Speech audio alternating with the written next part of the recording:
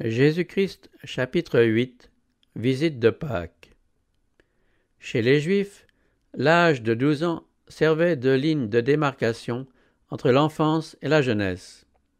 L'hébreu à cet âge était appelé fils de la loi et aussi fils de Dieu. Certains avantages lui étaient accordés en ce qui concerne l'instruction religieuse. On l'admettait à participer aux fêtes sacrées et aux rites. Comme tous les Israélites pieux, Joseph et Marie allaient chaque année assister à la Pâque. Quand Jésus eut atteint l'âge fixé, pour se conformer aux usages, il accompagna ses parents. 3 fois par année, à l'occasion des fêtes de Pâques, de Pentecôte et des tabernacles, tous les hommes d'Israël devaient se présenter devant le Seigneur à Jérusalem. De ces 3 fêtes, celle de Pâques rassemblait le plus de monde. Les Juifs y accouraient en grand nombre de tous les pays où ils étaient dispersés. Beaucoup d'adorateurs venaient de toutes les parties de la Palestine.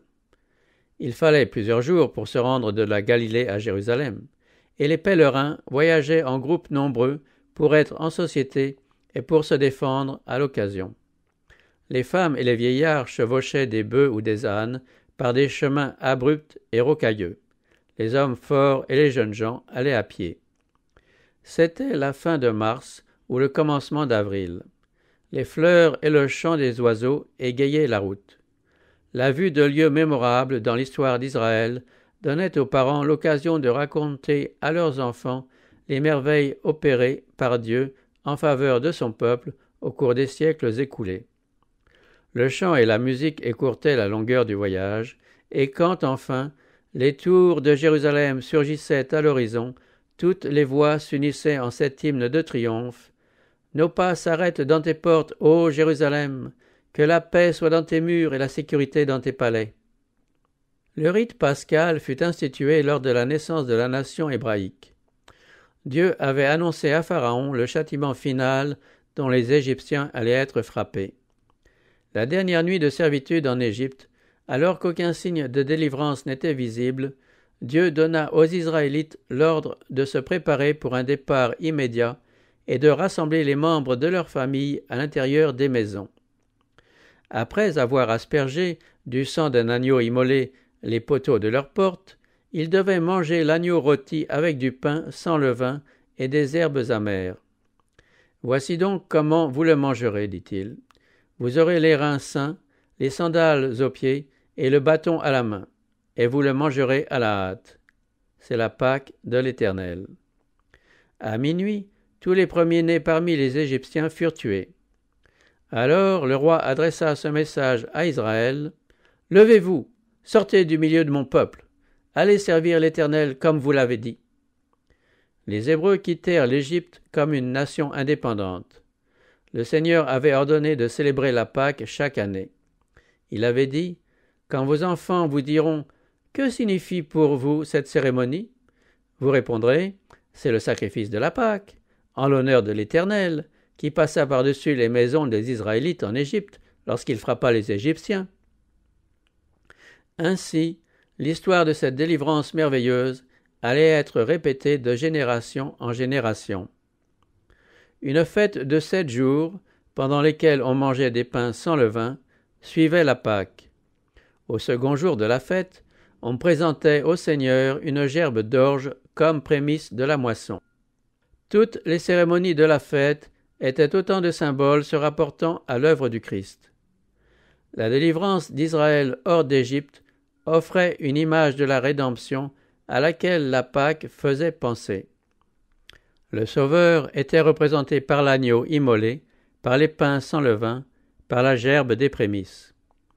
Chez la plupart des contemporains du Christ, l'observation de cette fête avait dégénéré en formalisme. Mais quelle signification ne revêtait-elle pas aux yeux du Fils de Dieu? Pour la première fois, l'enfant Jésus vit le temple. Il aperçut les prêtres, vêtus de blanc, accomplissant leur ministère solennel. Il vit la victime sanglante sur l'autel du sacrifice.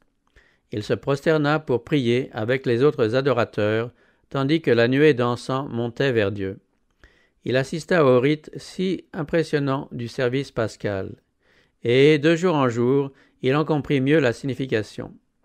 Chaque acte lui paraissait lié à sa propre vie. De nouveaux désirs s'éveillaient en lui.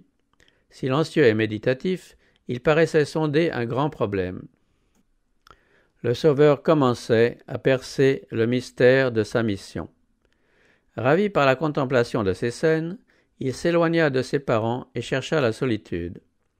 Et, lorsque les services de la Pâque furent terminés, il s'attarda dans les cours du temple, si bien qu'il fut laissé en arrière quand les adorateurs partirent de Jérusalem.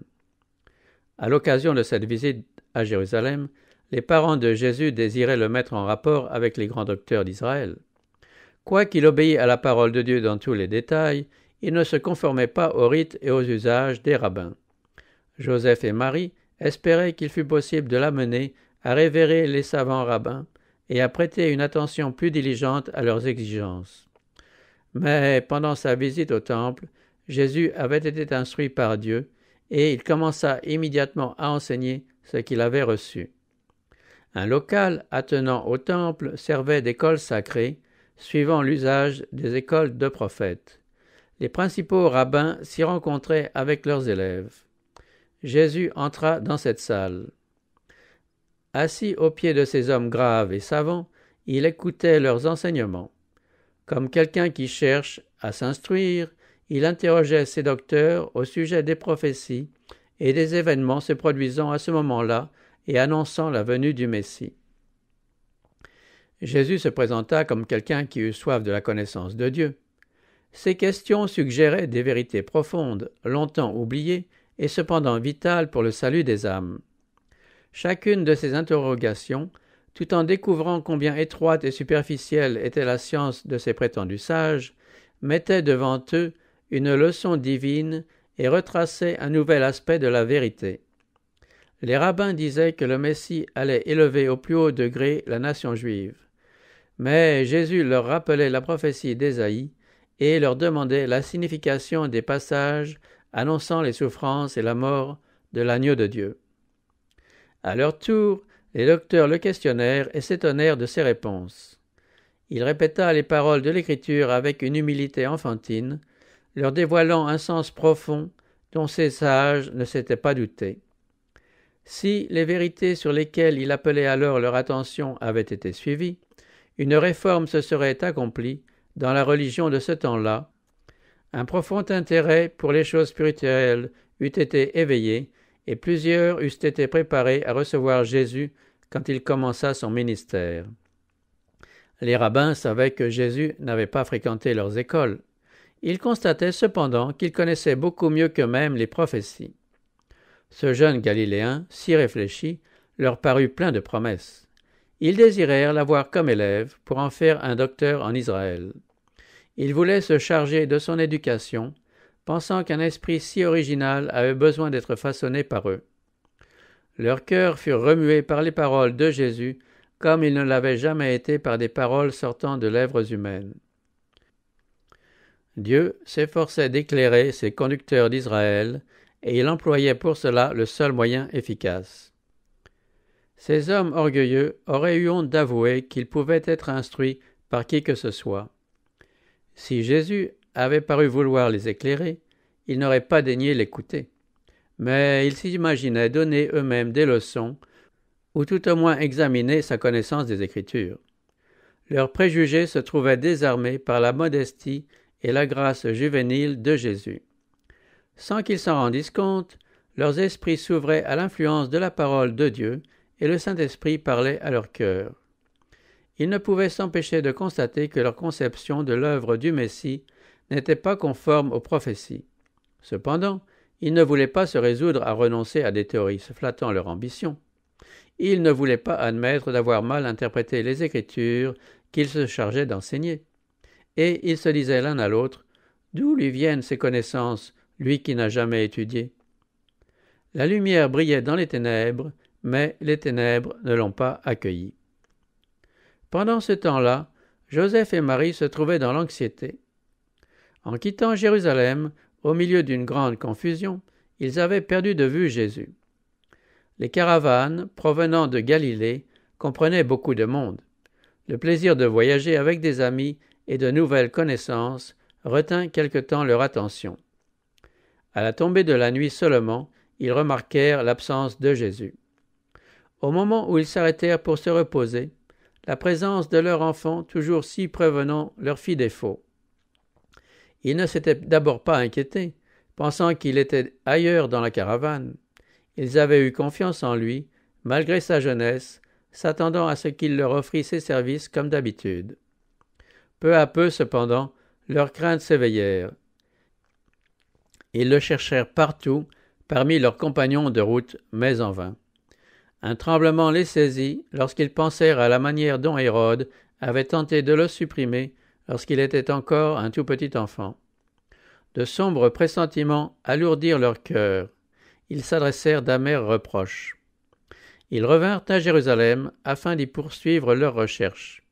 Le lendemain, tandis qu'ils se mêlaient aux adorateurs dans le temple, une voix bien connue attira leur attention. Il n'y avait pas à s'y tromper.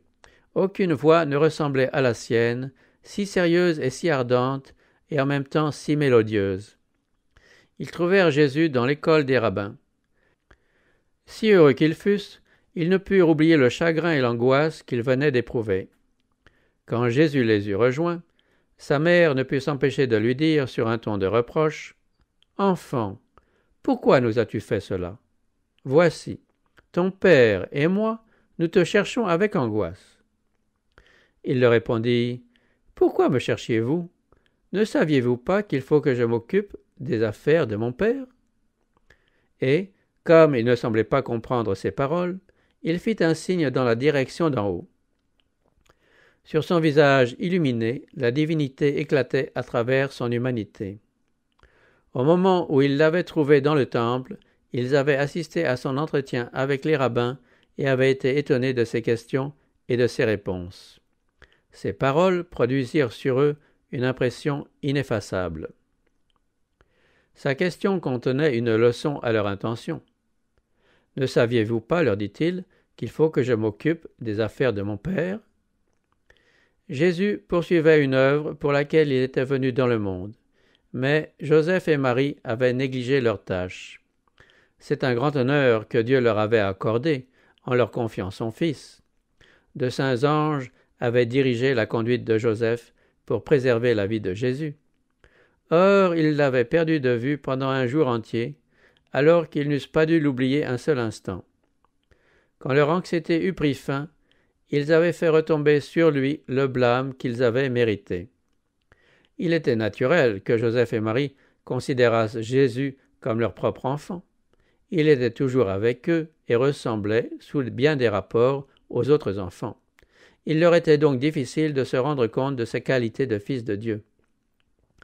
Ils se trouvaient exposés au danger de ne pas apprécier le bienfait accordé par la présence du Sauveur du monde.